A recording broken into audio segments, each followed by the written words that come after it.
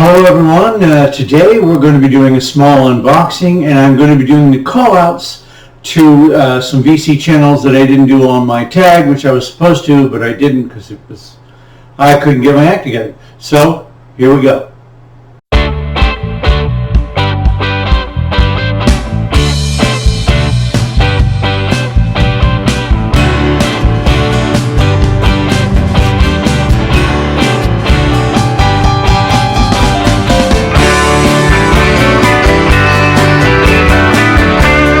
Okay, so we're going to do those call-outs now. I've written them down here because I have no memory at all. The first I'm going to do is Naimh, the Prog nerd. It's spelt a strange way. I had an actress on a show I created that had the same thing. I think it's Celtic or something. It's A-N-I. I'll write it down at the bottom. It's got an H in it, I believe, but it's pronounced Naimh. She's a Prog nerd, very smart, very young, delightful. Just had joy of life that when you get to be an old fucker, it just goes. So number two is Randall Weaver. I don't know whether you see his channel or not, but he's one of the big deadheads of all time and has a great collection and just a very everyman way of delivering his love of music, and I find him very entertaining. Third, I'm going to go with Dean, Grandma's Handbag. He'll show you a beer. He'll show you some great records, and what I really like about Dean is that he does a lot of stuff like I do a lot of Canadian stuff. He does a lot of Australian stuff. And Australia has a booming music industry down there, and we do not get to see a lot of it here in North America or even in Europe. But Dean's the way to go. So those are my three call-outs. It's Dean at Grandma's Handbag, it's Randall Weaver, and it's Naimh, spelled funny, the Prog nerd.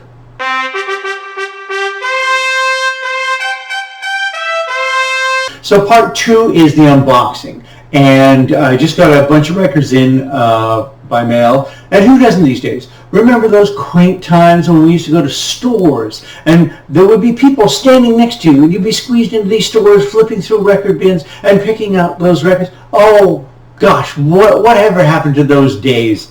So anyway, what I've been doing recently is it's been split into two. I'm still buying a lot of exploratory blind buys and records that I'd like to discover, but I've also been buying some upgrades on albums that I owned when I was very young, and I would have either played them on when I was very, very young on substandard equipment, or that I played to death in the early days of my record buying experience. So I'm going to go through a couple of those. Number one is Electric Light Orchestra and a New World record, and I played this to death.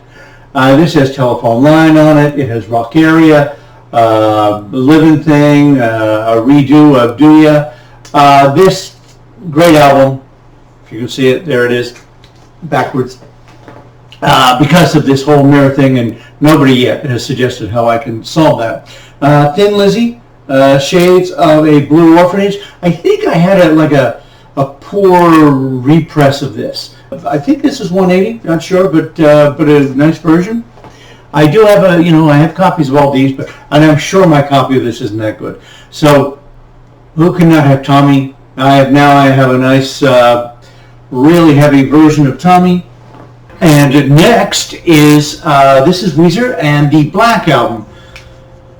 I've been looking for this for a while, and I'd see it, and it would be on my list on Discogs of albums. I like to buy a few albums because then you cut down on the postage, and it would always be the one that ended up getting cut. Like I go down and I go, well, that's a lot of money. Could I get that just under a certain amount of money? And Weezer was the one that always got cut out. This time it didn't, so I now have the Black album. And this is something I've been listening to online and quite liked. This is The Tallest Man on Earth. There's No Leaving Now. Kind of reminds me of a popular version of Billy Bragg. It's got that strong accented kind of folky, poppy songs. And yeah, I probably will be buying other albums by these guys because if you like Billy Bragg, I think you will probably like The Tallest Man on Earth. And perhaps the highlight of the box is this. This is Fiona Apple's new album, Fetch the Bolt Cutters. Very excited to get this. I've been listening to a digital version, and this is a great album. I used to see Fiona a lot at a little club called Largo. It was on Fairfax, right across from this very famous deli. And she would be sitting in the audience half the night, and people would invite her up on stage. She would often come up for the John Bryan Friday night specials. And we would sit and eat the world's worst pizza and drink Chilean wine. And as the food started to come, the act would come on. First, it'd be usually a very mediocre comedian, and then there would be a terrific act. And really, you'd be sitting practically in the lap of these people performing. And that's where I first got to see Fiona Apple perform. And truly a fantastic way to see her. She's so intense. I mean, you think she's going to spontaneously combust like a Spinal Tap drummer at any second. I mean, she just puts her heart and soul into every song she performs. And I would highly recommend this album and give it a shot. And that's my last album of the box, but probably not my last box of the new year. So we'll see you soon. Hang in there.